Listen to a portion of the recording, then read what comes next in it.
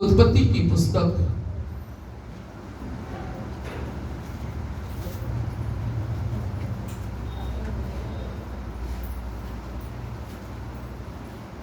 47 अध्याय। क्या आपको और मुझको मालूम है कि इस संसार के अंदर में मैं और आप एक मुसाफिर के समान, एक यात्री के समान, एक परदेसी के समान। परमेश्वर के लोगों, जब मैं और आप इस संसार में आते हैं तो इस संसार में आने के बाद मैं और आप बहुत कुछ इस संसार के अंदर में प्राप्त कर लेते हैं। मां के पेट से जब बच्चा जन्म लेता है, मां के पेट से जन्म लेने के बाद में आरंभ में उसके पास कुछ नहीं होता, लेकिन जैसे जैसे वह बढ़ता है वैसे वैसे उसकी धन, संपत्ति, कारोबार, हर चीज बढ़ती जाती है। फिर कई बार इंसान संसार की धन की प्राप्ति करने के लिए अनुचित काम भी करने लगता है, यानी कि वो काम करने लगता है जो परमेश्वर को पसंद भी नहीं आते। वो ऐसे काम करने लगता है कि जो परमेश्वर की दृष्टि में घृणित होते हैं, यानी कि परमेश्वर की आंखों में कई बार इंसान के काम खटकते हैं, लेकिन फिर भी मनुष्य के जीवन के अंदर में जीवन भर तक एक ही कोशिश रहती है, और वो कोशिश क्या रहती है कि मैं इस पृथ्वी पर जितना बटोर सकूं या जितना जमा कर सकूं, चाहे कैसे करूं। मैं आपको बताऊं कि मैं और आप संसार में और संसार की चीजों में से अपने साथ कोई चीज ले जा नहीं सकता। क्या कोई ले जा सकता? सोचिए। मैं कहता हूं ईमानदारी के, अगर आपके थोड़े रुपए हैं और बेईमानी के बहुत हैं, तो ईमानदारी के थोड़े रुपए बेईमानी के पैसों से ज्यादा उत्तम है, क्योंकि आपकी वो मेहनत है। आमीन। याद रखिएगा, अभी लास्ट गीत जब गाया गया, इसी उपरांत वचन में एक चेंजिंग आई। वचन मैंने कुछ और तैयार करके लेके आया था, लेकिन जब ये गीत गाया जा रहा था तो एक सच्चाई प्रकट हुई। थोड़ी देर में यहां प्यारो हम जाके वहां मिले, यानी कि इस संसार को सबको छोड़ना है। हम इस संसार में परमेश्वर के लोगों, कई बार मैं और आप संसार की चीजों में इतने ज्यादा फंस जाते हैं कि सृष्टि के रचयिता को एक तरफ कर देते हैं। लेकिन नहीं, बाइबल में लिखा है कि जब पूरे देश के अंदर में अकाल पड़ा, अकाल इतना भयानक था और याकूब अपने बेटों के साथ कनान देश में रह रहा था और एक भारी अकाल पड़ा। उसका छोटा बेटा यूसुफ, जिसको उसके भाइयों ने पहले गड्ढे में डाला, फिर उसको इस्माइलियों के हाथ में बेच दिया, फिर वो मिस्री के घर में पहुंचा, आशीष का कारण बना, जेल में डाला गया। फिर एक समय आया कि वो देश का प्रधानमंत्री बना। पता है उसके भाई क्या सोचते थे, उसका पिता क्या सोचता था, शायद मेरा बेटा यूसुफ अब जिंदा नहीं। एक समय जब अकाल पड़ा तो वचन में लिखा है कि जब पूरे देश में आसपास में अकाल पड़ा तो उस अकाल में फिरौन यूसुफ के कारण फलवंत हुआ, क्योंकि वो सपना परमेश्वर ने मिस्र के राजा को दिखाया जिसका वर्णन कोई मिस्र में नहीं कर पाया था, लेकिन यूसुफ ने उस सपने का अर्थ बताया था कि 7 साल शुरू के पृथ्वी भूमि पे से अच्छी उपज उपजाएगी और अगले 7 साल बड़े अकाल के रहेंगे, और तू अपने आप को ऐसा व्यक्ति नियुक्त कर दे जो इस काम को बड़ी जिम्मेदारी के साथ कर सके। लेकिन लिखा है तब फिरौन ने कहा, तेरे से ज्यादा उत्तम व्यक्ति कौन हो सकता है, क्योंकि तेरे अंदर में परमेश्वर का आत्मा रहता है। और तब इस तरीके से यूसुफ उस देश का प्रधानमंत्री बना। लेकिन आज का मेरा टॉपिक है, प्रभु के लोगों, हम इस संसार में परदेसी हैं, यात्री हैं, मुसाफिर हैं। एक दिन इस पृथ्वी से सबको जाना है। आइए उत्पत्ति 47 अध्याय के 7वें पद से 10 पद तक पढ़ रहा हूं। तब यूसुफ ने अपने पिता याकूब को ले आकर फिरौन के सम्मुख खड़ा किया और याकूब ने फिरौन को आशीर्वाद दिया। तब फिरौन ने याकूब से पूछा, तेरी आयु कितने दिन की हुई? याकूब ने फिरौन से कहा, मैं 130 वर्ष परदेसी होकर जीवन बिता चुका हूं। मेरे जीवन के थोड़े दिन और दुख से भरे हुए भी थे, और मेरे बाप दादे परदेसी होकर जितने दिन तक जीवित रहे उतने दिन का मैं अभी नहीं हुआ। और याकूब फिरौन को आशीर्वाद देकर उसके सम्मुख से चल। आमीन। याकूब और उसके परिवार, उसके सारे पशु जब मिस्र के अंदर में आए, क्योंकि यूसुफ ने मिस्र के राजा फिरौन से इस प्रकार से कहा था, मेरा पिता, मेरे भाई, उनकी औरतें, उनके बच्चे और उनके जितने पशु हैं अकाल के कारण कहीं खत्म ना हो जाएं, इसलिए मिस्र के अंदर में राजा फिरौन से जाकर यूसुफ ने रिक्वेस्ट करी कि इनको इस देश के अंदर में कोई जगह दी जाए। और परमेश्वर का वचन में लिखा है इज़राइल कैसे बसा, उसकी बसावट मिस्र के अंदर में कैसे हुई। इस तरीके से हुई कि परमेश्वर का पवित्र वचन कहता है कि उसको वहां पर लाने में यूसुफ का एक बहुत बड़ा योगदान राजा फिरौन के सामने एक निवेदन अपने परिवार के लिए करता है। और परमेश्वर का जीवित कलाम कहता है कि जब वो मिस्र के अंदर में आए तो मिस्र के अंदर में राजा फिरौन उनके लिए एक बेस्ट जगह देने को तैयार है। लेकिन कलाम में लिखा है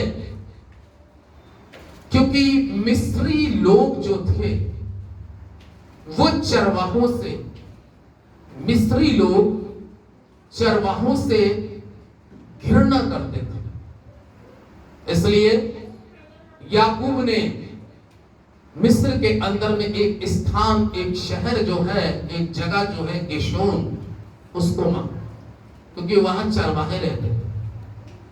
लेकिन इससे पहले कि राजा उनको गेशोन में पहुंचाता, लिखा है यूसुफ अपने पिता याकूब को लेकर राजा फिरौन के सामने लाके खड़ा किया। और बाइबल में लिखा है कि फिरौन के सम्मुख में, राजा फिरौन उस समय बहुत मालदार वो देश का हो गया, सारे आसपास की धन संपत्ति सारी जमीन जायदाद, सारे पशु, आसपास के सब गिरवी उसकी यहां रख दिए गए, सारी चीजें गिरवी रख दी।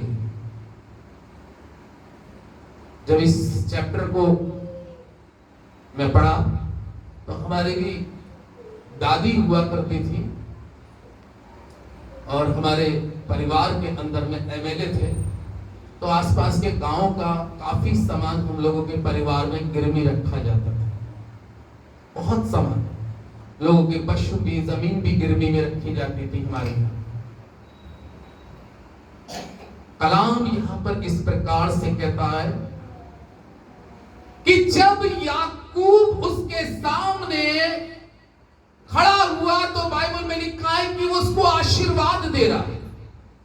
एक बड़ा, आप सोचिए कैसी बात है कि किसी के देश में आप उसकी शरण में आए हैं, उस देश के अंदर में आकर उस देश के राजा के पास में आके उसमें रहने की अनुमति मांग रहे हैं। लेकिन एक बहुत बड़ी ब्लेसिंग ये क्या है, ये बहुत बड़ी आशीष है कि याकूब मिस्र के राजा को क्या दे रहा, आशीर्वाद। ये ब्लेसिंग, एक राजा को भी खुदा के बंदों की जरूरत पड़ती है, खुदा के अभिषिक्तों की जरूरत पड़ती है। हालेलुया। लेकिन यहां तक हमने ये पढ़ा कि जब वो उसको आशीर्वाद दे चुका तो उसने एक सवाल किया।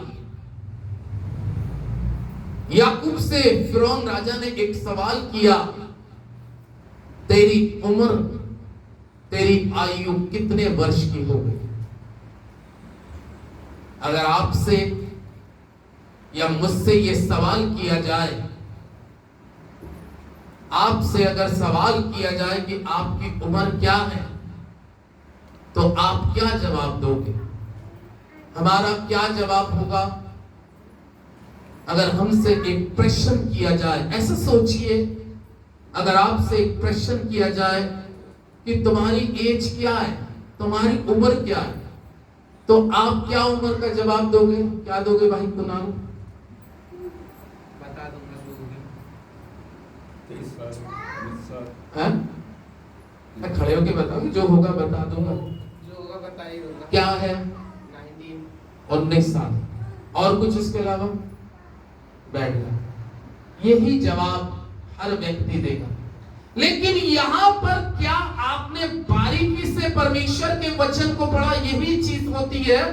मैंने आपको आरंभ में बताया कि मैं और आप इस पृथ्वी पर परदेसी हैं, यात्री हैं, मुसाफिर हैं। ये सवाल का जवाब अभी आपका अधूरा रहा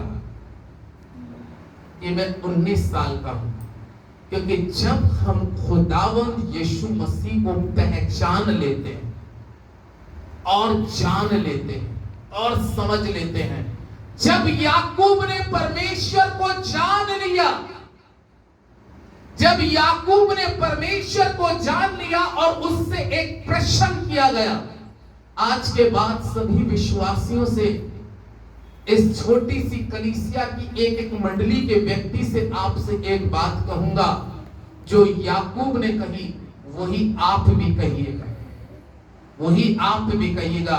क्योंकि विश्वासी होने के बाद में, खुदा को पहचानने के बाद में, परमेश्वर को जानने के बाद में, याकूब ने ये नहीं कहा मैं 130 साल का हूं। खाली इतना कह के उसने बात खत्म नहीं कर दी।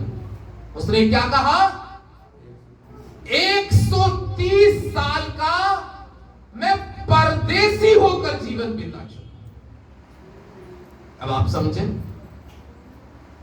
130 साल का मैं कैसे होकर, परदेसी होकर जीवन बिता चुका हूं। प्रभु के लोगों, अगर आप एक खुदा के बंदे हैं या परमेश्वर को जानने वाले या एक विश्वासी है, तो आप ये जानिए कि परमेश्वर ने आपको अगर इस पृथ्वी पर जितने साल दिए हैं, अगर आप ऐसा किसी को जवाब देंगे, वो कहेगा ये क्या कह रहा है? हो सकता है कि आपके इस शब्द से सामने वाले की कुछ बुद्धि खुल जाए।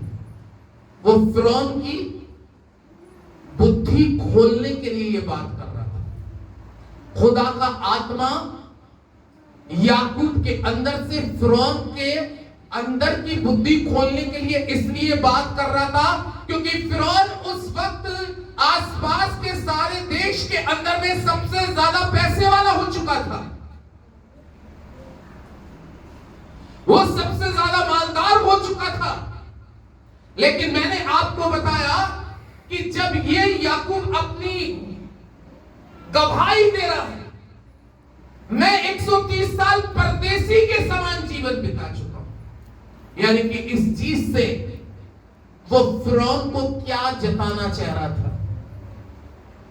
राजा फिरौन, इस समय तू आसपास के जितने देश है उसमें तू सबसे ज्यादा मालदार है, लेकिन तू भी कौन है?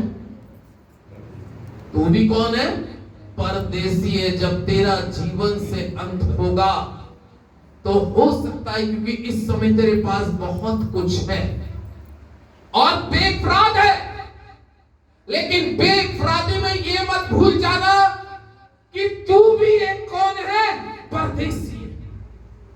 कई बार मनुष्य अपने जीवन के अंदर में शायद दुनिया भी दौलत में आकर मनुष्य इतना अहंकारी,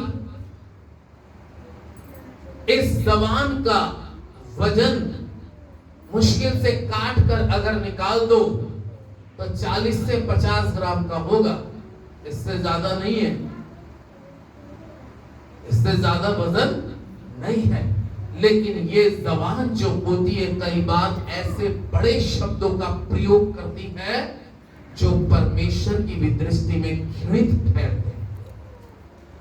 हालेलुया। इसलिए याकूब बड़ी नम्रता और दीनता के साथ बता रहा है, फिरौन राजा में 130 वर्ष का परदेसी होकर अपना जीवन बिता चुका हूं, यानी कि मैंने 130 साल इस पृथ्वी पे परदेसी के समान उसने मान लिया, स्वीकार कर। चाहे कोई कितना बड़ा धर्मी हो, याद रखिएगा, चाहे कितना बड़ा अधर्मी, चाहे धर्मी हो चाहे अधर्मी हो, सबके सब परदेसी हैं। इसलिए प्रभु के लोगों, जब मैं और आप अपने जीवन की एक हकीकत, जब मैं और आप अपने जीवन की ये सच्चाई जानते हैं कि मैं और आप इस पृथ्वी पर परदेसी हैं, तो एक परदेसी को कैसा जीवन गुजारना चाहिए? अब आप इस चीज को सोचिए, एक परदेसी व्यक्ति को कैसा जीवन गुजारना चाहिए? कभी किसी ने लंबी अगर यात्रा करी हो, बहुत लंबी यात्रा, कम से कम 2 या 3 दिन आप बस ट्रेन के अंदर में चलते रहो, तब आपको मालूम होगा जब आप अपना राज्य उत्तर प्रदेश छोड़ते हो तो उसके बाद में जब नए नए चेहरे ट्रेनों के अंदर में आते हैं ना, नए नए लोग दिखाई देते हैं, तो मालूम है अगर कोई बात गर्मा गर्मी वाली भी आती है ना कि कुछ कहते जैसे, तो पता है क्या आदमी सोचता है?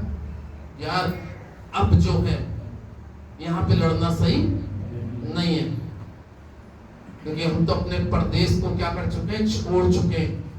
5 राज्यों में से होकर मेरी ट्रेन निकली, कम से कम 38 घंटे के बाद में हम लोग जगह पे पहुंचे और उसमें 5 राज्य आ गए, अलग अलग तरीके के लोग, कुछ लड़ाई झगड़े वाले भी लोग थे, कुछ ऐसे भी थे जो किसी चीज को बर्दाश्त नहीं करते। हर चीज को एक परदेसी व्यक्ति परमेश्वर के लोगों जब यात्रा करता है, बहुत सी चीजों से अपने आप को बचाता चलता। आमीन।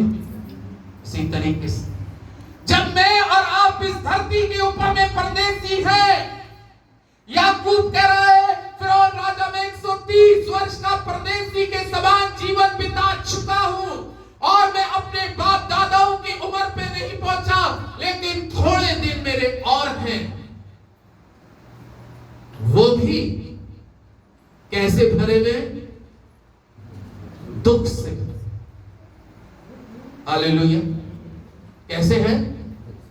थोड़े दिन हैं। आनंद के वो भी दिन नहीं कह रहा है, वो भी उसको आनंद के दिन नहीं कह रहा है थोड़े दिन और बचे हैं, वो भी दुख से भरे।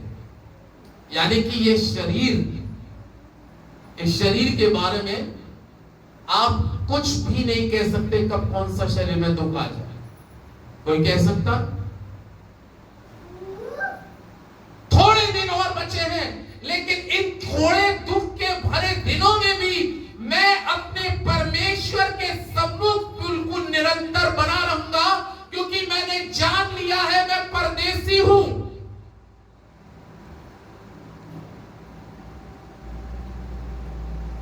परदेसी। किसी समय में एक पिक्चर आई थी, परदेसी परदेसी जाना नहीं मुझे छोड़ के। ऐसा गाना मैं तो नहीं देखता ऐसी, लेकिन कभी कभी निकलते तो सुन लेते हैं। लेकिन वो कहता नहीं भैया, मुझे तो क्या करना पड़ेगा, जाना ही पड़ेगा, नहीं रोक सकता। ये शरीर जो है प्रभु के लोगों, मैं आपको बताऊं, ये शरीर बड़ा कीमती है। परमेश्वर की इसमें सांसें हैं।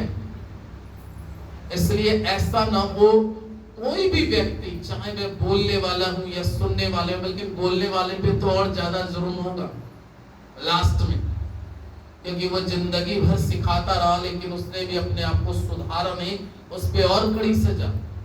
लेकिन सुनने वालों पे भी सजा बराबर रहेगी, क्योंकि तुम जिंदगी भर क्या करते रहे, सुनते रहे।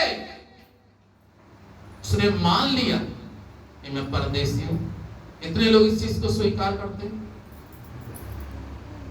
हालेलुया। बड़ा हाथ उठाए, बड़ा ऐसे जैसे कि मैं तो हुई नहीं, अधूरे अधूरे हाथ उठा के नहीं। मैं कौन हूं? बोलिए मेरे पीछे, मैं कौन हूं? मैं कौन हूं? परदेसी। ये सच्चाई है। अभी कल मैं रात में किसी की बेटी की छठी थी, और जब मैं उस जगह पे गया, देर हो गई, तो एक सिस्टर से मैंने उनसे बात हुई। मैंने कहा अरे आपके भाई की कैसी तबीयत है, क्योंकि उनके मुंह में कैंसर हो गया। बोली भैया मास्टर साहब वो तो मर गया। फिर थोड़ी देर में पता है क्या बोली, कह रही अब मेरे सब मर गए, मेरे पापा भी मर गए, मेरी मम्मी भी मर गई, 2 भाई थे वो भी मर गए, हम 5 लोग थे, मम्मी पापा 2 भाई सब मर गए, मैं अकेली बची। जब मैंने कहा मैं अकेली बची हूँ, तो मैंने कहा वास्तव में हम इस धरती पे कैसे हैं, परदेसियों की आंखों में आंसू। मेरे भाई भी दोनों चले गए, मेरे मम्मी पापा भी चले गए, मैं अकेली बची हूँ। और आंखों में आंसू भर के बोल रही थी, यानी कि मैंने जान लिया, पहचान लिया, याकूब कहता है मैं परदेसी। कैसा जीवन परदेसी का होना। अरे भैया ऐसा ना हो परदेसी रहने के बाद में भी हमें ऊपर के जाने की अपना कंफर्म करिए, अपने टिकट को पूरी तरीके से कंफर्म करिए। ऐसा नहीं वेटिंग में मत चलिए। आजकल रूल ट्रेन में जाए बड़े सख्त हो। अब रूल ऐसे हो गए कि आपका अगर वेटिंग, आपने रिजर्वेशन कराया और वेटिंग आया, तो डिब्बे में अगर बैठ गए तो टीटी कह देता है वेटिंग में अब है ही नहीं। रूल एक नया पास, अब वेटिंग में नहीं जा सकते। इसलिए प्रभु के लोगों, हमें अपने जीवन का सही कंफर्म करना जरूरी है। अभी गीत नहीं गाया, तू कहां होगा, है ना? कौन सा गीत गाया? तू कहां होगा। अरे भैया अपने बारे में हमें सोचने की जरूरत है, क्योंकि हम परदेसी हैं। पहला पत्रस में एक आयत बहुत सुंदर लिखी है, जरा देखें प्रभु का पवित्र वचन क्या कहता है।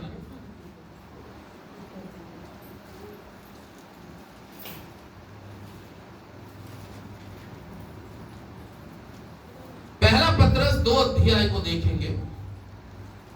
हम लोग क्या हैं सब बताइए।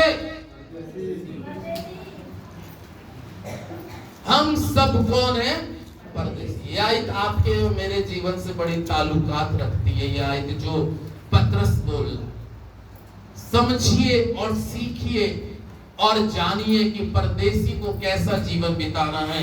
यहाँ पर परमेश्वर का वचन 11 पद में, पहला पतरस 2 अध्याय 11 पद बहुत गहरी बात कहता है। कह रहा है, हे प्रियो, मैं तुमसे विनती करता हूं। पहला शब्द देखिए आप क्या कह रहा है, प्रियो। प्यारे भाइयों बहनों, प्यारी माताओं पिताओं, प्यारे बाल बच्चों, पतरस कह रहा, मैं तुमसे विनती करता हूं कि कलीसिया में छोटा बच्चा भी बैठा है और सफेद बाल वाला भी बैठा है, जवान बूढ़े सब बैठे हैं। इसलिए पतरस कह रहा है, हे प्रियो, मैं तुमसे विनती करता हूं कि तुम अपने आप को परदेसी और यात्री जानकर उन संसारिक अभिलाषाओं से जो आत्मा से युद्ध करती है बचे। हे भाइयों, मैं तुमसे विनती करता हूं, उन अभिलाषाओं से, वो ये नहीं कह रहा जो शरीर से युद्ध करती है, कैसे? आत्मा से। क्योंकि किसी भी ग्रंथ के अंदर में यह नहीं लिखा कि शरीर इंसान का स्वर्ग में जाए। सभी ग्रंथ एक ही चीज कहते हैं कि मृत्यु के बाद में मनुष्य की आत्मा है, इसमें आत्मा है। इसलिए पतरस कह रहा है, हे प्रियो, मैं तुमसे विनती करता हूं। आज परमेश्वर का वचन विनती करते हुए देखा है किसी? अरे विनती करते हुए तो देखा ही होगा कभी कभी, किसी का बहुत जरूरी काम हो, भैया हाथ भी जोड़ लेगा, अरे मैं पैर पकड़ रहा हूं भैया ये काम कर, या रोके, उसको बोलते हैं विनती करना। हम लोग प्रभु से प्रार्थना में क्या करते हैं? विनती तो करते हैं, कभी रो के विनती करते हैं, कभी परमेश्वर के लोग उपवास में विनती करते हैं, गिड़गिड़ाहट के विनती करते हैं। पतरस इस समय कह रहा है, हे प्रियो, मैं तुमसे विनती करता हूं। काय के लिए विनती कर रहा है? सोचिए, समझिए, जानिए, पहचानिए। परमेश्वर का आपका काम कह रहा है, मैं विनती करता हूं कि तुम अपने आप को परदेसी और यात्री जानो। हम लोग कौन है? परदेसी और कौन है? यात्री है। अपने आप को परदेसी और यात्री जानकर संसार की अभिलाषाओं से, क्या? संसार की अभिलाषाओं से जो आत्मा से युद्ध करती है। यानी कि संसार की अभिलाषाएं जो है ना, ये आत्मा को नरक में ले जाने की प्लानिंग बनाती है। आपकी आत्मा इसमें इंपॉर्टेंट है। शरीर तो तभी तक इसकी मान्यता है जब तक यह चल रहा है। किसी का भी मरने के बाद में कहता है मट्टी है, जिंदा है तो नाम है, मरने के बाद नाम ही बदल जाता है, मट्टी बोल देते। इसलिए प्रभु के लोगों, ये शरीर किसी का 70 साल, किसी का 80 साल, आज के समय में तो खींच तान कर ले तो 90-100 साल का, उससे ज्यादा तो फिर वो खुद ही कहता ऊपर वाले मुझे उठा ले। यही तो बोलते हैं लोग। लेकिन कैसी है माया, कैसी है दौलत, जिसमें इंसान अपने परमेश्वर को भूल बैठा है, अपने परमेश्वर के विपरीत विपरीत अपराधों में और गुनाह में जा चुका है, अपनी संसारिक ख्वाहिशों को पूरा करने के लिए, संसार की इच्छाओं को पूरा करने के लिए, प्रभु के लोगों, क्या परमेश्वर ने पहले शख्स जो आदम को बनाया था वो इसलिए बनाया था कि तू अपनी इच्छा पूरी कर? क्या उसने इस उद्देश्य से नहीं बनाया था कि तू मेरी इच्छा पूरी कर? क्या इसलिए नहीं बनाया था तू मेरी महिमा कर? क्योंकि मैंने तुझे परदेसी के समान संसार में रखा है और हम सब परदेसी की संतान हैं, सब परदेसी की संतान। परमेश्वर के लोग, परमेश्वर का जीवित पवित्र सामर्थी वचन कह रहा है उन अभिलाषाओं से बचो। क्या करो? बचो। अरे जो तुम्हारी आत्मा से युद्ध करती है, यानी कि तुम्हारी आत्मा होली है, तुम्हारी आत्मा पवित्र है, लेकिन अभिलाषाएं आत्मा से युद्ध कर रही है, यानी कि आत्मा को अपनी तरफ आकर्षित करना चाहिए, लेकिन शरीर आकर्षित हो जाता है और उससे आत्मा दोषी होती है, आत्मा दोषी हो जाती है।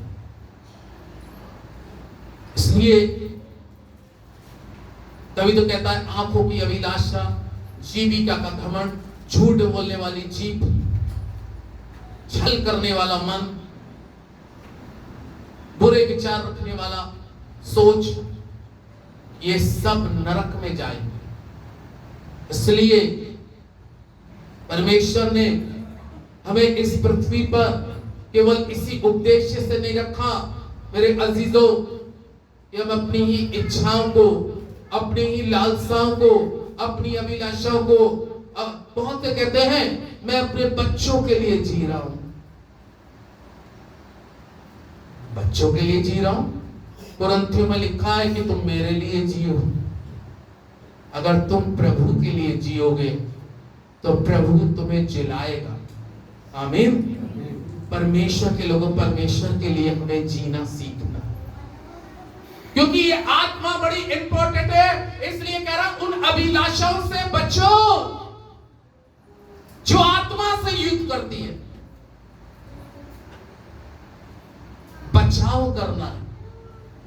सभी लोग यहां पर जितने बैठे हैं, कुछ लोग मोटरसाइकिलों से आए होंगे, कुछ लोग मोटरसाइकिल से आएंगे। आप लोग मैं जब गाड़ी चलाता हूं या आप गाड़ी चलाते हैं, कभी आपके सामने ट्रक आता है, क्या ट्रक में मारते हैं जाके?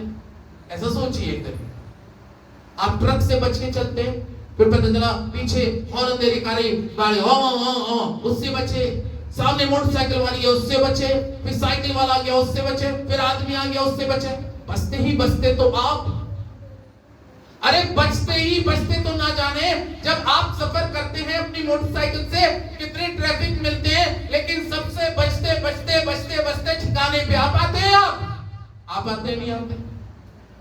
कितने ट्रैफिक मिलते हैं, या सब में घुसड़ते घुसड़ते आते हैं, तुझे भी मार दो, तुझे भी मार दो। नहीं, हम बचते बचते इस मारे आते हैं कहीं ऐसा ना हो, बल्कि सामने वाले से तो आजकल अनाड़ियों से बचना पड़ता है कि ऐसी मोटरसाइकिल चला के पास से निकल जाते हैं। तो अब तो एक अच्छा चलाने वाला कहता है कि अनाड़ियों से बचना पड़ता है। इसी तरीके से प्रभु के लोगों, खुदा के लोगों को भी इस संसार में जब चले वो, तो इन सारे पापों से, आधर्म से, झूठ से, स्वार्थ से, लालच से, बुरी अभिलाषाओं से बचते बचते चलना बहुत, ये कलाम सिखा रहा है। क्यों बचते बचते चलना है? क्योंकि हम परदेसी हैं, हम परदेसी हैं, परदेसी हैं, इसलिए बचना है। क्या करना? सभी को बचते बचते चलना। इसी पहला पत्रस 1 अध्याय का अब हम एक पद और पढ़ेंगे, इसका 17वां पद। 17वें पद में क्या कहता है? और जब कि तुम हे पिता कहकर उससे प्रार्थना करते हो जो बिना पक्षपात हर एक के काम के अनुसार न्याय करता है, तो अपने परदेसी होने का समय कैसे बिताओ? रोज प्रार्थना करते होंगे, हे पिता, हे परमेश्वर, आज तो कोई नोट की बोरी डाल दे। नहीं। जब सिकंदर, जिसने आधी से ज्यादा दुनिया के ऊपर में राज कर लिया, और जब वो बीमार पड़ा, अगर आप सिकंदर का इतिहास पढ़ेंगे, लिखा है जिसने आधी से ज्यादा दुनिया पे राज कर लिया, सिकंदर बीमार पड़ गया, उसको मालूम चल गया, उसने आधी से ज्यादा दुनिया पे राज करने पे कितने के घरों को उजाड़ दिया, कितनों की हाथों से हत्या कर दी, कितनों के जबरदस्ती चीजों पे कब्जा कर लिया। किस लालसा से? मैं एक बड़ा दौलतमंद बन जाऊं। लेकिन उसको ये नहीं मालूम था, शुरू में कुछ पता थोड़ी ना चलता है। शुरू में तो लगता है कि मैं यूं चलते हुए घूसे भी मारने, दीवार में घूसे मार दिए, पता चला भैंस में घूसा मार दिए, ताकतवर समझता है। ऐसा नहीं, एक दिन अकल खुलती है तो ये सब दुनिया खाली खाली नजर आती है। कुछ नहीं है दुनिया में, कुछ नहीं है। अभी एहसास नहीं होगा किसी को, लगभग कुछ साल के बाद में एहसास होगा। अभी हो जाए तो ज्यादा बेहतर अच्छा है कि इंसान को अभी एहसास हो जाए। कह रहा है, जब तुम मुझसे हे पिता कहकर प्रार्थना करते हो, रोज हम में से, आप में से सब प्रार्थना करते होंगे। कोई ऐसा व्यक्ति नहीं है। हो सकता है कोई व्यक्ति ऐसा हो जो प्रार्थना ना करता हो, लेकिन थोड़ी मोड़ी तो कर ही लेता होगा। लेकिन प्रार्थना करने के साथ साथ पतरस यहाँ पर इस चैप्टर के अंदर में कह रहा है, अपने परदेसी होने का समय भय से बिताओ। हालेलुया। याकूब 130 वर्ष भय में चलना था। आमीन। तभी तो उसने कहा, मैं परदेसी हूं, मैंने अपना 130 वर्ष परमेश्वर के भय में बिता दिए। और जब थोड़े दिन रह गए, अगर दुख पीड़ा परेशानियां भी आएंगी, वो भी भय में ही बिताऊंगा। इसलिए अपने परदेसी होने का समय भय से बिताओ, क्योंकि पौलुस तीमुथियुस को कहता है, मेरे कूच करने का समय अब आ चुका। लेकिन बाकी का समय तीमुथियुस, जो सेवा तुझे मिली है परमेश्वर के भय में रहकर गुजारना और उसके सुसमाचार के प्रचार में लगा रहना और अपनी सेवा को पूरा करना। तब पौलुस कहता है कि मेरे कूच करने का समय क्या हो चुका है? आ चुका। यही पतरस ने भी बात कही। इसलिए अजीजों, याद रखिएगा, स्मरण रखिएगा कि हम इस पृथ्वी पर परदेसी हैं। कौन है?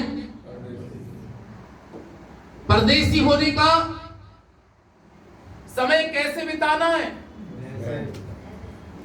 अभिलाषाओं में फंसकर नहीं। बाइबल लिखता है, अभिलाषा गर्भवती हो जाती है,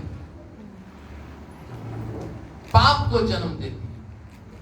पाप मृत्यु को दर्शाता है, और मृत्यु की दशा जहन्नम, उर्दू में बोलते हैं जहन्नम, हिंदी में बोलते हैं नरक। शब्द भी ऐसे भयानक है सुनने में।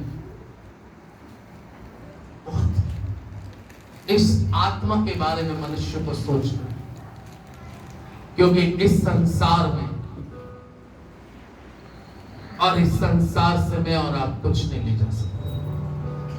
किस काम की ये दौलत, किस काम का ये धन? अरे सोच ले साथी, यीशु को दे अपना। हम लोग अपने स्थान पे खड़े हो जाएंगे, इस गीत की ओर चलेंगे, अपनी आंखों को बंद करेंगे, क्योंकि हम लोग परदेसी हैं। परदेसी हैं। जब तुम मुझसे हे पिता कह के प्रार्थना करते हो तो अपने परदेसी होने का समय भय से बिताओ।